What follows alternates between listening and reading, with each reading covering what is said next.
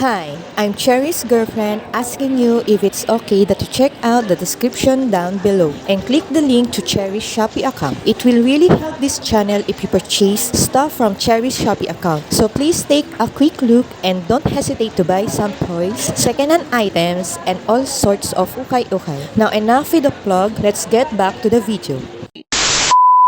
Yo, it's your boy, the C to the Y, the G to the Y, Cherry Jerry Bay Bay. Right now I'm with my girlfriend and we're finally going to do the My Hero Academia podcast episode. We're doing My Hero Academia 2 Heroes, diba? Yes, it's a movie. Yeah, it's the My Hero Academia movie. Is it the first one or the second one or the third one? I know it's the first one. Okay, I guess it's the first one. Yep. Okay, it's the first one. This is the very first My Hero Academia movie. It's called 2 Heroes. And we're going to discuss about it. Alright, so what's the first question? First question, which do you prefer, dub anime or sub anime? I prefer dubbed anime because I don't have to look on the screen and then look down and then look at the screen again, then look down. It's very annoying. I knew it. It's like I have to do double vision. I know I have two eyes, but one cannot look up and the other one cannot look down. Magiging duling ako ganun. Ako kasi kaya ko isang tinginan sa subtitle tsaka sa screen. Mas gusto ko kasi marinig yung original language. It's a complication for people like me who has a reading disability. I have a reading and learning disability called Asperger's syndrome. So it takes time for me to process information as compared to a normal human being. Yeah, it's okay. I go for sub anime. Next, what do you think about California, USA? California, USA. Well, when I think of California, USA, I think of Dr. Dre and Tupac. California knows how to party. California knows how to party. In the city of LA. In the city of good old Watts. In the city of Compton. That's my thoughts about California, USA. It's a great place to live and a great place to go and visit. I think they got Disneyland. I love Disneyland. Do you already visited California, USA? As of what I know, yes, I have visited California. When you're younger? Yeah, when I was younger, I got to go to Disneyland. I'm just not sure if Disneyland is in California because I know that Universal Studios is in Florida. Wala akong opinion. Di pa ako napunta dun eh. So what? You've watched a lot of California movies. I don't know. And you like that California song? By Katy Perry? Yeah, you like that song. And then the gummy bear does the middle finger. Okay. What do you think about Cow Lady? I have mixed feelings about her. Why? It's like she's hot, but she's also not hot. Because? She has horns. So does that mean she's always horny? I don't know. Parang may counterpart siya sa Japan. It's definitely not giant lady. Yun yung nasa isip ko eh. Wait, what? Giant lady? Cow lady ito eh. Syempre, the opposite is bull lady. I'm just saying, bull lady. Okay, next. What do you think about David Shield? David Shield. Okay, first off, that's a very cool name. I don't know why hasn't anybody from Hollywood decided to take that name. Because you see in Hollywood, it's common for artists and actors to take an alias, just like here in the Philippines. Erap Estrada, Jose Ejercito. You may know him, he's the action star. And, well, there's also Power Rangers. The Red Ranger, the actor's name is Austin St. John, but in real life, his real name is Jason Lawrence Geiger. I'm not sure if I'm pronouncing it right. Leave in the comments down below if I'm pronouncing it right or wrong and how I should pronounce it. It's very common for Hollywood actors to have a different name and have an alias. I think that David Shield is a pretty cool alias. I think he's a nice dad. A friend and a professor, a scientist, yeah. I hardly know him, so I don't want to judge him for his character. But yeah, he has a really cool name. I mean, he was really cool at first, okay? He seemed like the perfect dad, and then suddenly he went villain. For a while. I'm yo, come on, man. There's children getting hurt. Ang hindi niya kasi alam na yung assistant niya. May reason naman siya ba't niya ginawa for All Might. Do you think, valid? Okay, now, that would mean that he's a little bit creepy. I don't want to judge him for being creepy because he might be just desperate. Sabagay. So yeah, I don't want to like put judgment on David Shield because dude, I only saw him from one movie, okay? I never saw him in multiple episodes. I need time to process his whole personality. I'm not a psychologist. Psychologists work on me, not the other way around. Okay, fine. What do you think David Shield's supercar? I really like it. It's like Yeah. something that came out of Hot Wheels. Ang daming functions. You know that show? Hot Wheels. Yeah, Hot Wheels Acceleracers. Not familiar. Acceleracers, Hot Wheels keep you alive. Acceleracers. Do that on your other podcast. Sige, next. If you got to study abroad, where would like to study? Oh, Canada, Canada. what a wonderful place. I love Canada, you know. Any university in Canada? Probably, yeah. Probably any university. And no, not just university. If possible, kinder. If I get to study abroad, I might as well study all the way from the start. I even get to learn French. Bakit sa Canada? You didn't know? French is the second language of Canada. Well, some say it's English, some say it's French. It's like the Philippine system here. Here in the Philippines, we like have two languages, Tagalog and English. Yeah, you can see it in the 1987 Constitution. Tagalog being the primary language and English being the secondary language. How about you? Where would you like to study abroad? Denmark or Japan? Okay, well, good luck with Japan. They Yeah. don't like foreigners. Kaya nga. Baka mabully lang ako dun. So, would you apply for citizenship? What I would do is enlist and earn my Canadian citizenship through military service in the Canadian Armed Forces. Maybe I might even take dual citizenship. Yeah, Philippine citizenship and Canadian citizenship. However, I'm not sure how it works with Canada. If it works the same like Japan. Because you see in Japan, you like have to like choose one citizenship once you hit 20 or 24. I'm not sure. I'm not Japanese. I'm hoping that I can like take on dual citizenship if I were offered citizenship in Canada. What about you? Basta kung meron akong enough requirements to get that citizenship.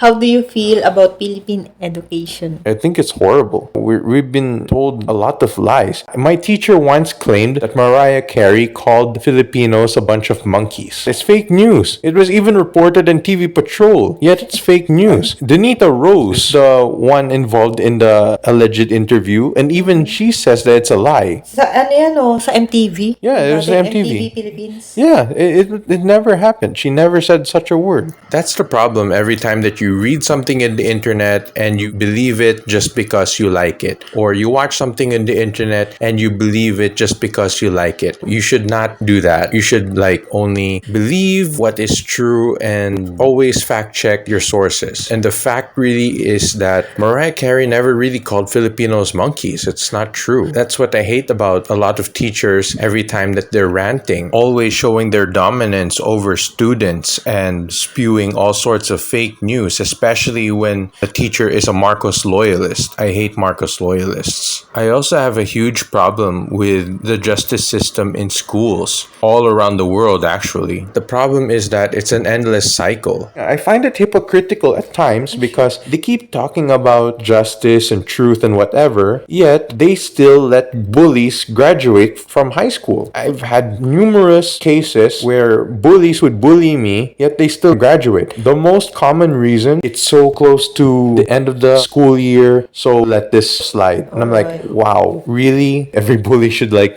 never graduate, never get hired or anything. And, like total blacklist. The Philippines is so merciful towards bullies. It's like bullies have to always stay in school no matter how much bad they've done in their lives. That should not be the case. Bullies should be denied of education if possible and just die of poverty. Tama. That's my take on Philippine education. What about you? What do you think about Philippine Ang dami education? mo na nasabi so fast. pass. You know why sopas? What? Because sopas. Masarap kaya ng sopas. Comment mo. How do you feel about entrance exam? Ito, kailangan mo mapasa. I hate it. It denies certain kids of education just because they're not smart enough. I feel that entrance exams shouldn't exist, and instead, No more entrance. exam, you just go to the school, take the level, and then if you fail the level, you go somewhere else or you retake it in the same school. That's my take on entrance exam. What about you? What do you think about entrance exam? Ayos lang. Akin okay lang naman yun. Parang ma-check kung ma-qualify talaga yung bata or yung estudyante dun sa school na yun. Okay. Yun lang. Hindi naman ako galit sa entrance exam. I have a horrible experience with entrance exam. I was at the brink of depression and I went to CSB. I was given the chance to still enroll in CSB even though that I failed the entrance exam and I was still going through some sort of a depression. The only catch is that I have to get accepted by my would-have-been professor. What my would-have-been professor told me was, He feels that I cannot handle chainsaws and stuff like that. And I'm getting the insinuation, he never said it outright, but I'm getting the insinuation that he denied me of CSB education because he feels that I cannot do it because number one, I'm depressed, or number two, I'm mentally disabled. or number 3 because I failed the entrance exam.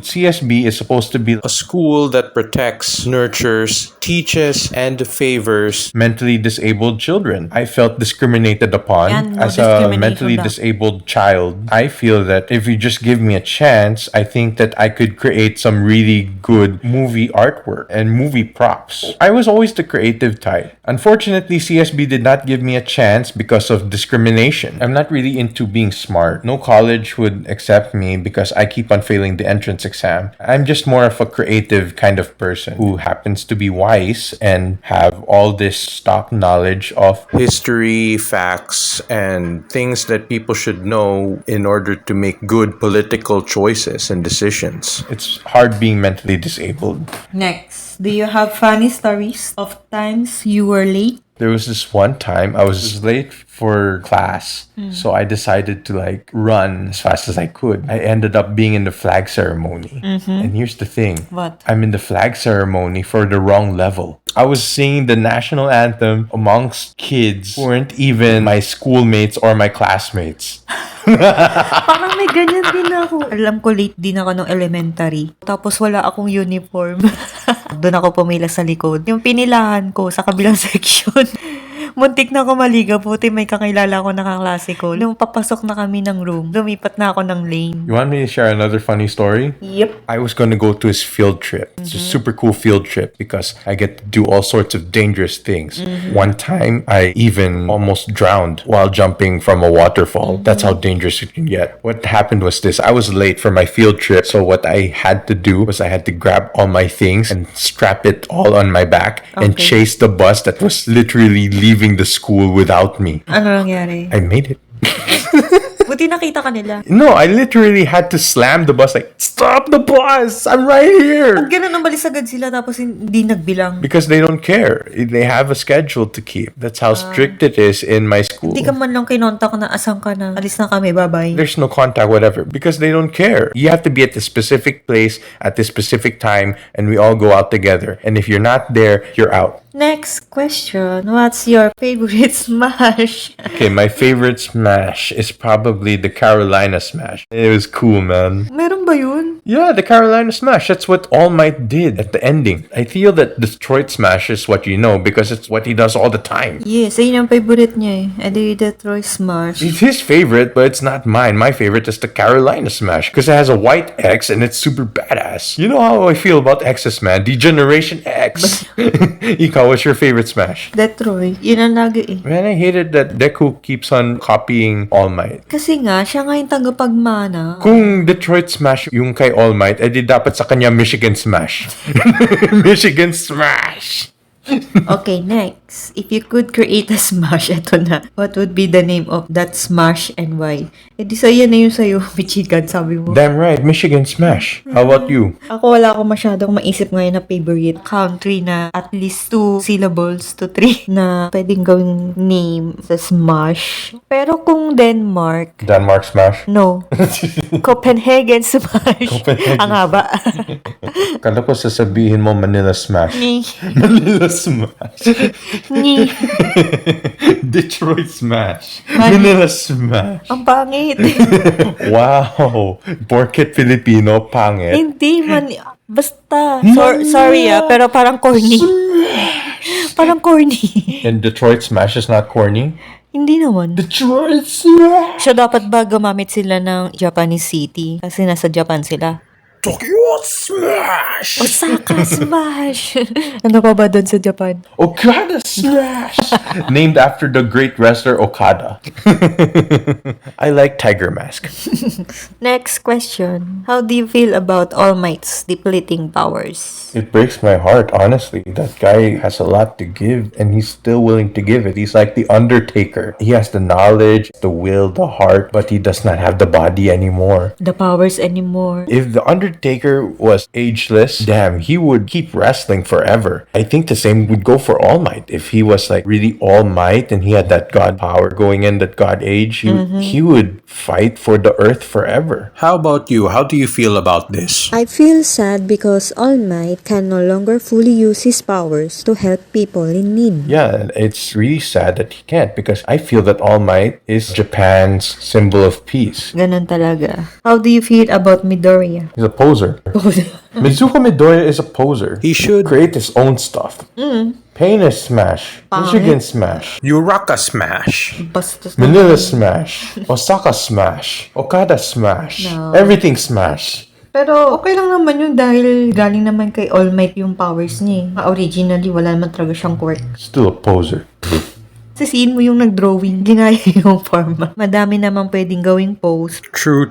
Ginagawa naman niya yung best niya para maging isang good hero. Hindi sa poser para sa akin. Okay lang nagayahin niya si All Might kasi yun doon naman originally galing ang powers. Paying tribute, paying homage to All Might. Yes. So, do you think Midoriya deserves one for all? He definitely deserves one for all. Yes. But I feel that there's somebody better. Who? Lemillion. I feel that Lemillion is a better choice, but Izuku Midoriya does deserve one for all. So, parang destiny talagang na-meet niya si All Might sa Season 1. Next, do you think Midoriya can destroy all for one? No. Izuku Midoriya needs his friends. Sabagay. He cannot destroy all for one. Without friends. That's why, if you notice, during the ending of Two Heroes, All Might and Midoriya did not do it. It was All Might, Midoriya, and the rest of his gang. Because he couldn't do it last time. If he could do it last time, why didn't he do it last time? Midoriya So, cannot do you do think it. yan yung mangyayari sa mga susunod na season? Yes, I think that Midoriya will always have his friends and he'll always like have a team. How about you? How do you feel about this? Kailangan ko muna mapanood yung pinakalas na season. If you could have a quirk, what kind of quirk would you want to have? Probably the quirk of persuasion. Persuade what? Enemies? Enemies, decisions, events, outcomes, anything and everything I want. I want the ability to manipulate outcomes and free will through chains of random, scientifically possible coincidences. Like, Obi-Wan Kenobi from Star Wars 4, these are not the droids that you seek, and then the stormtrooper would agree. No matter what the person says, I still get my way. Ang complicated naman. Yeah, it's complicated talaga. The best example I can give is Domino from Deadpool 2. What about you? What kind of quirk do you want? Ako, gusto ko nasa backline lang ako. Hindi siya pang frontline. So, hindi ako yung pang sugod, ganun, pang laban. Siguro, gusto ko yung medyo connected sa interest ko, which is sayaw. Paano kaya kung through my dance, healing? So what you're saying is you want the ability to heal yourself and the people around you through dancing. Yep. Alright, that'll work. Next question. How do you feel about getting old? Alam ko yun sa'yo. Ayaw mong tumanda. I'm actually scared for my life right now because I'm going through obesity.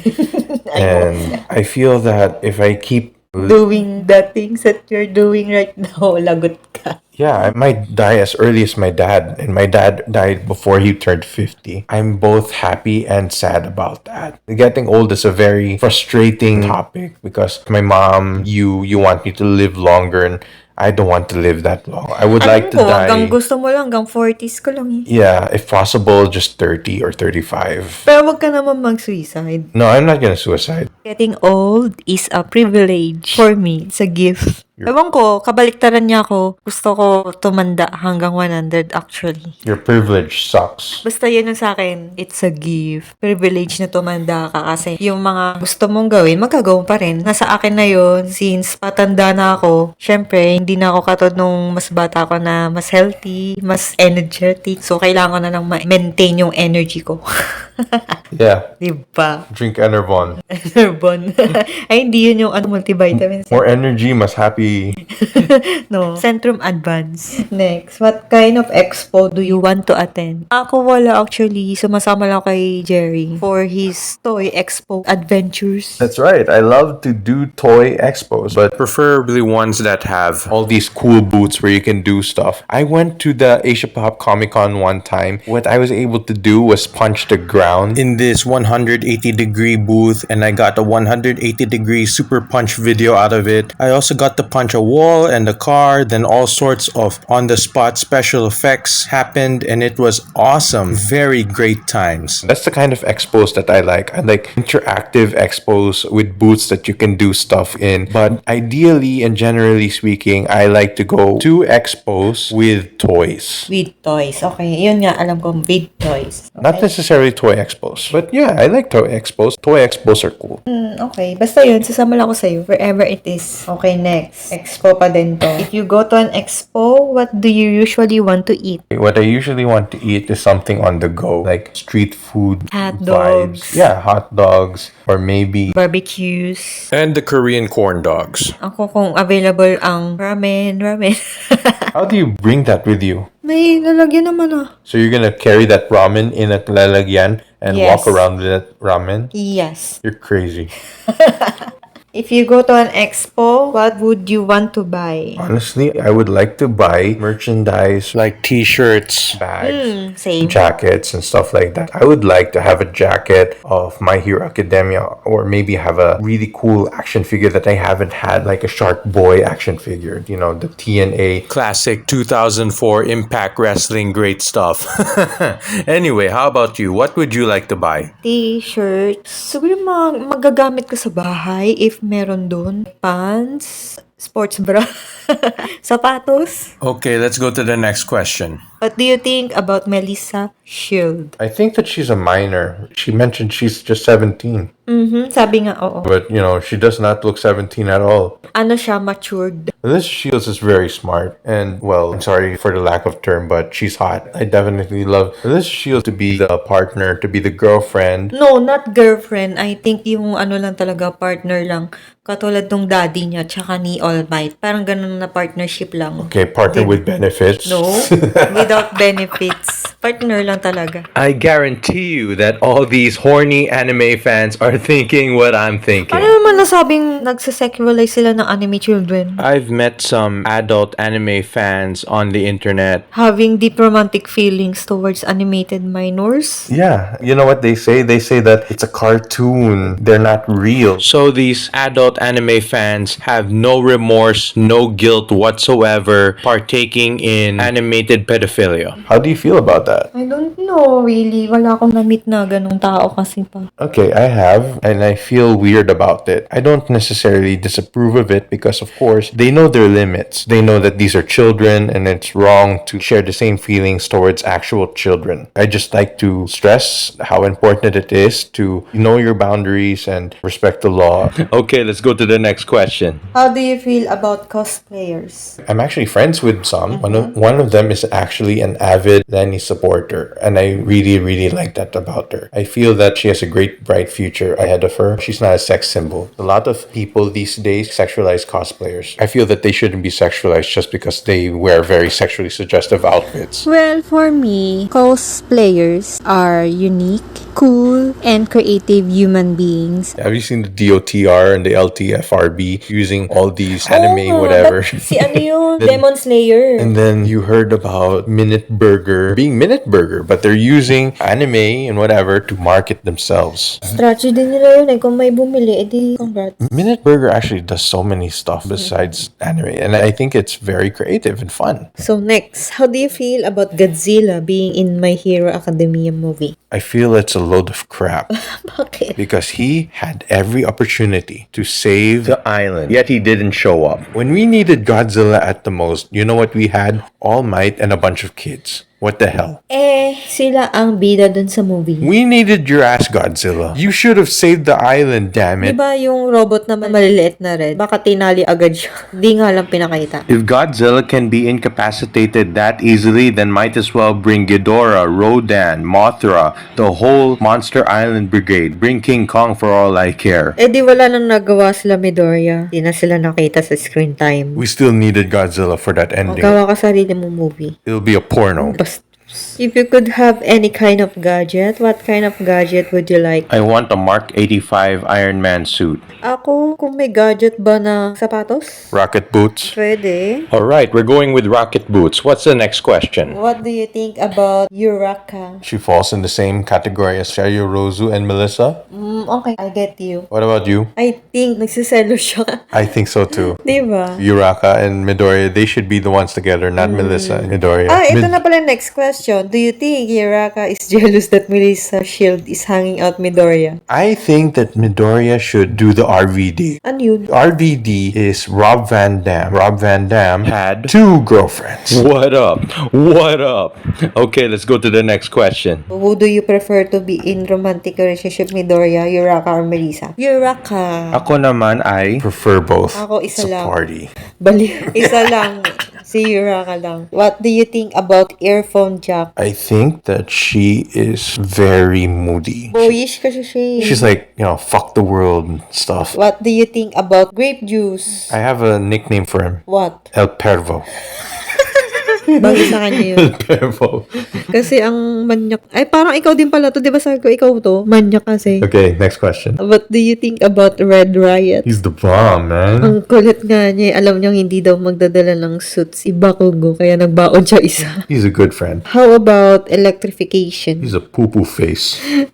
Malakas nga yung powers niya kaso nagiging stupid siya after. Because he's a poo-poo face. How about Shoto Todoroki? It's like that guy who's loaded and moody. Pero dito sa movie na to, mas madalas niyang nagamit ang ice kesa sa fire. Which is actually pretty good. Yes, parang mas useful talaga yung ice. But in reality, it's really because he prefers his mom over his dad. Sa bagay, ayaw niya sa daddy niya. How about Tenya? I think that Tenya is so uptight. He needs a chill pill. Pero okay naman na siya pa rin yung class leader pa rin nila. Yeah. How about Bakugo? He definitely needs a chill pill. Lagi siyang mainit ang ulo, sigaw ng sigaw. Hot-tempered. Yeah. It's like he's sexually frustrated or something. Basta asar lang siya kay Midoriya. How do you feel about fans who don't embody the values and morals of their heroes? I met this guy. He loves Legends of Tomorrow. The legends agree on one thing. What? Do not kill. But he also, Actually likes Migzubiri being an advocate for killing criminals. I immediately told him to never ever speak to me again, and I blocked him right away. I just cannot deal with fans like that. Well, I think those fans are hypocrites. Exactly. I feel that every criminal should not be killed unless if really needed. Like the only way to stop this guy is to kill him outright. There is a time and place to kill. And said time and place is not most of the time. Cops should be held accountable by giving unbiased, truthful, untainted spot reports and giving unedited, raw body cam footage and also actually using body cams. And most importantly, to incapacitate rather than to destroy or kill. Because I don't like what happened to Winston Regus. You remember what happened to Winston Regus? No. Winston Regus is a former soldier. He was mentally disabled. He has PTSD. He was killed on the spot for not following his fellow soldiers, his fellow cops. They allegedly planted a gun in his bag. But he has PTSD against guns. So damn tragic. So, what do you like about reception? What I like about receptions is the food. I don't care about the people. I just stay in my table and I eat as much food as I possibly can muster in this big belly. Ayan kasi, kaya ka tumataba. You know, they give all sorts of great food in receptions. They give paksiw, lechon, fried chicken. If I go to eat all you can, I have to pay for it. The thing is, this is eat all you can, but this is free. Yun lang problema mo, sana ma-invite ka. Remember when we crashed that wedding party? Yes. O, diba? Nakakain ka pa dun. How about you? Ayoko ng reception. Masyadong madaming tao. Yun lang. Ako naman suits. I hate suits. Formal attire. What I would want to wear in a reception is a suit. But instead of slacks, I would wear maong pants. And tapos instead of leather shoes, I will wear sneakers. So, do you have any reception traditions? My tradition is go to a hotel and be with your friends. Ganyan nung ginagawa namin, typical na ano lang, meet up with friends. Kain, noon, So overnight, girl party. How do you feel about hero licenses? Oh, ayan na naman. Di ba medyo may connection sa entrance exam? Honestly, I feel that that is important. So, okay lang sa'yo na may exam dito sa hero licenses. Yes, because I feel that hero licenses is a must because we have all these superheroes and supervillains with all sorts of superpowers. We gotta like have some control. Yeah, we cannot like have people just be a hero. Hell, you go to NSTP class and one of the rules of being an NSTP is don't be a hero. Okay. Yeah, I'm serious. Don't be a hero. You have to save yourself. The problem with being a hero is that not only will the victim die, you die with the victim. Double loss. That's why you have to sometimes not be a hero. It's a safety for yourself and the safety to the people around you. So, mali yung ginawa nila Midoriya na kahit hindi pa naman sila pro hero, tumulong sila? Technically speaking, yes. What Midoriya and his friends did is absolutely wrong. It's even in the rules that you're not supposed to do heroic stuff with powers unless if you have the hero license. None of them had hero licenses. Midoriya can see it in All Might's eyes to not do what they did because it was dangerous. Fortunately, they somewhat knew what they were doing. It wasn't their first rodeo. They had some training. They had somewhat a plan and they were somewhat organized. They somewhat knew what they were going to do, but still, it was absolutely wrong. So, how do you feel about stairs? I prefer stairs over elevator and Yeah. escalator because, you know, I get to move and I'm getting Yes, fat. that's right. Helpful kapag may emergency. Pag nasisira ang elevator, doon nagagamit ang stairs. Dati gusto ko rin maggamit ng stairs instead of elevator kasi dati. Ewan ko, parang ayoko sa elevator na merong kasama. Na-anxious ako. Next. Why haven't the villains started killing hostages to discourage the UA kids from restoring the security system? Check this out, okay? The villains threatened to kill people. If the heroes got out of their traps, these heroes could have gotten out of their traps and laid waste to these fake villains any time. That was the whole point of them not struggling, because if they struggled and get out of the traps, people will die. Here's the thing, the villains did not kill anyone when they already discovered that children were going out of their way to restore the system on the island. So that means if they're not going to kill people, why hasn't the heroes just busted out of their traps? These villains are all talk. That's because it is not included in their original plans to kill hostages. And malay mo, may backstory pa sa ibang season. I don't even know anymore. Just forget it. So, next. How do you feel about Wolfram's super duper form after using the quirk enhancer? Diba? Sabi pa naman nun, prototype pa lang naman yun. Hindi pa naman talaga yun yung final product. Well, it worked like a final product because, dude, this guy just died. Iniisip ko nga, parang ma-overuse niya yung power niya, tapos sasabog siya. How do you feel about the ending? The ending was super duper ultra mega awesome. When I saw the Carolina smash by All Might, oh my gosh, I just knew this is over. And then nope, it's not over. There's more. And I'm like, what the fuck? Ang galing nga nung ending eh. Yeah. Ang ganda nung sabay sila ni All Might tsaka si Midoriya. Yeah, for the double Detroit smash. Yes. Ang galing, nasakto sa ulo niya. Adjustable ba talaga yun? I still think that they should have went for Detroit, Michigan smash. Whatever, believe. What were your favorite parts in the movie? Well, the start. The start was really, really cool because I got to see All Might as a young All Might. I don't think that I will ever get that because young All Might is only limited to the manga, the comics. What I understand is the whole point of the series is to replace All Might with a new symbol of peace. And all of this started from the original manga series that featured All Might. This is what I want. I want like an entire All Might series or movie series where he was young. But of course, I'm not gonna get that because it would make the mangas almost useless. If possible, I would like the series to incorporate the mangas to expand the history of All Might. I'm not gonna get that. And, you know, beggars cannot be choosers. Tama. Ako, favorite part ko, yung laban nila ni All Might, Midoriya, and friends. Okay. Last question!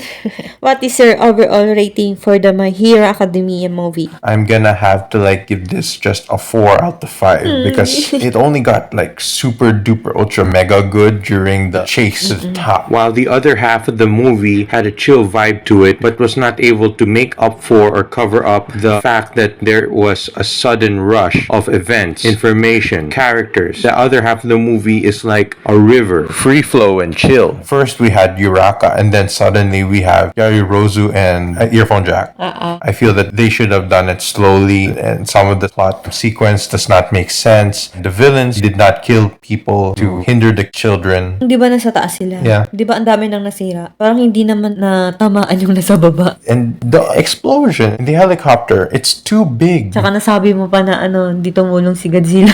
Yan, hindi tumulong si Godzilla and the rest of his Monster squad Bakit of pa siya Monster Island. pinalabas doon sa movie? Exactly. They underutilized Godzilla and they made David Shield a painless, and they made phony villains look like phony villains. So, dapat hindi 4, dapat 3. No, it's 3 over 5. it's still 4 because hey, that was a pretty cool explosion. Okay, it's a pretty awesome movie. No. Explosions are cool. So, What yeah, about you? same. Same 4 out of 5. No, same na yun sa comments naman, pero para dapat yata 3 over 5. 3 over 5. Okay. Based lang sa comments mo. Yo, Japan, work on your plot points and your Hoy, plot buddy. series. I'm serious. We need a better movie. Tsaka di ba ang taas ng tower? 200 plus floors. Yeah, 200 plus floors. Todoroki gave the ice elevator. So, This is My Hero Academia. Pero yung sa, naman, yung sa fight scene, okay yun. 5 over 5. Oh yeah, definitely. Okay, subscribe to my YouTube channel, The Cherry Show. This is it. We finally did the My Hero Academia podcast. We're super duper ultra mega happy about it. VOLTCON was awesome. Deuces.